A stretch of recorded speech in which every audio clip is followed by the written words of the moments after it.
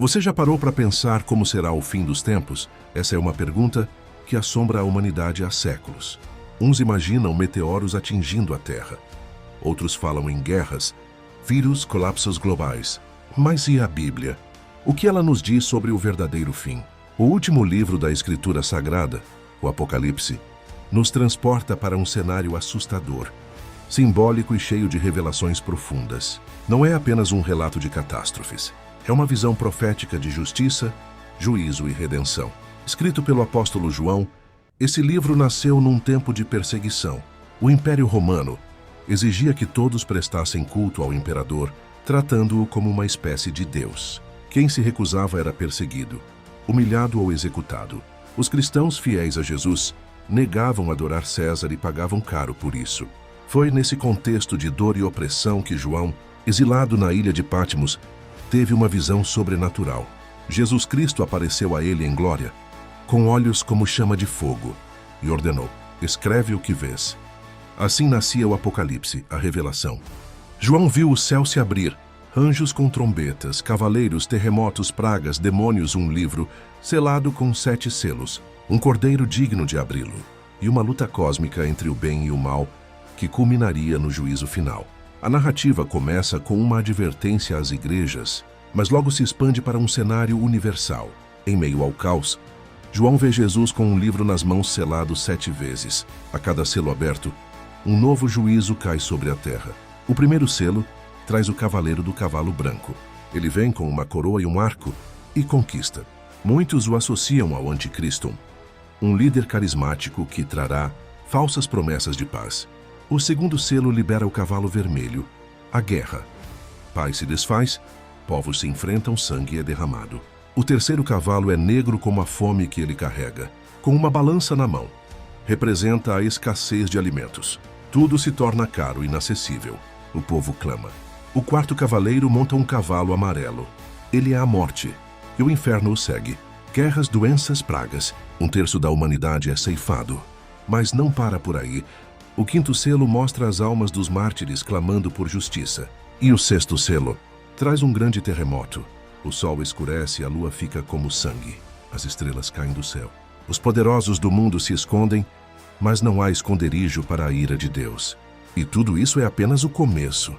Depois que o cordeiro abriu o 7º selo, houve silêncio no céu por cerca de meia hora. Um silêncio pesado como um momento antes da tempestade. Então 7 anjos receberam de Deus 7 trombetas.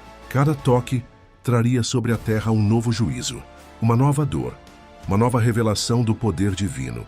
O primeiro anjo tocou a trombeta e fogo misturado, com sangue e granizo caiu sobre a terra. 1/3 das árvores foi queimado.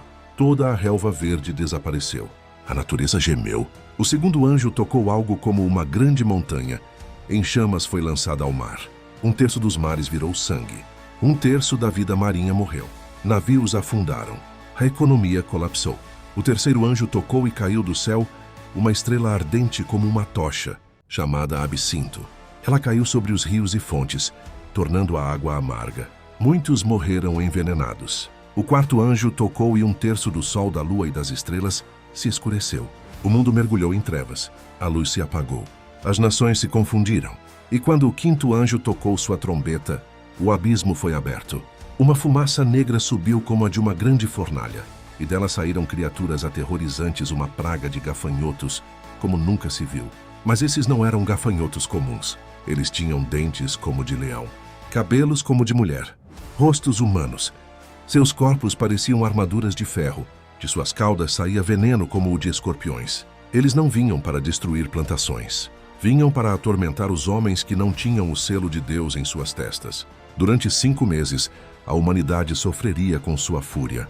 As pessoas desejariam a morte, mas ela fugiria delas. João descreve esse momento como um tempo de angústia sem igual. Os que zombavam da fé agora clamavam por alívio. Mas não havia descanso, não havia anestesia, não havia cura. O sexto anjo tocou sua trombeta, e 4 anjos caídos foram soltos, trazendo com eles um exército de 200 milhões. Criaturas apocalípticas, montadas em cavalos que soltavam fogo e enxofre pela boca. 1/3 da humanidade foi exterminado. Mesmo com tudo isso, muitos ainda não se arrependiam. Continuavam a adorar ídolos, a praticar feitiçarias imoralidades e injustiças, corações endurecidos diante da justiça divina. A terra se tornava cada vez mais um reflexo do inferno, mas Deus ainda mantinha o controle. Ele sabia o momento exato de agir, e quando a 7ª trombeta fosse tocada, algo ainda mais grandioso aconteceria. Após o soar da 6ª trombeta e todo o caos desencadeado, surge uma figura que carregaria em si o peso do engano: a besta. Também conhecida como o Anticristo, ela aparece como um líder carismático, inteligente e persuasivo, um homem de poder que se levantaria no meio das ruínas do mundo para oferecer ordem em meio ao caos. Mas essa ordem teria um preço. A Bíblia nos mostra que esse homem se tornaria o símbolo máximo da rebelião contra Deus. Ele traria consigo um novo sistema mundial político, econômico e espiritual que exigiria total obediência. Quem desejasse comprar ou vender, participar da sociedade ou simplesmente existir com dignidade, teria que aceitar a marca da besta, o famigerado 666. Essa marca seria colocada na mão direita ou na testa das pessoas, e aqueles que se recusassem a recebê-la seriam perseguidos e mortos. Nesse tempo, o mundo já estaria imerso em trevas físicas e espirituais. Mas mesmo assim, Deus preservaria um remanescente fiel, homens e mulheres que, mesmo sob ameaça, escolheriam seguir ao Senhor até o fim. Enquanto isso, o céu se movia. Os anjos não estavam inativos, e em meio às trombetas, selos e juízos, 7 taças da ira de Deus seriam derramadas sobre a terra, cada uma trazendo pragas, dores, feridas secas, trevas e um calor tão intenso que queimaria a pele dos homens e o coração humano, ainda endurecido. A Bíblia diz que, mesmo diante de tanta dor, muitos blasfemariam contra Deus. O orgulho e a incredulidade continuariam sendo os maiores inimigos da salvação. Mas então, chegaria o momento da batalha final. O Anticristo reuniria todas as suas forças. Nações inteiras estariam sob seu comando. Ele marcharia contra Jerusalém, determinado a destruir de uma vez por todas o povo escolhido. E é nesse ponto crítico, quando tudo parece perdido, que os céus se abrem. Jesus Cristo aparece, montado em um cavalo branco. Em sua coxa está escrito: Rei dos Reis e Senhor dos Senhores. Seus olhos são como chamas de fogo. Em sua boca, uma espada afiada. E com ele, um exército celestial incontável, glorioso, invencível. A batalha começa, mas não dura muito. O Anticristo é derrotado.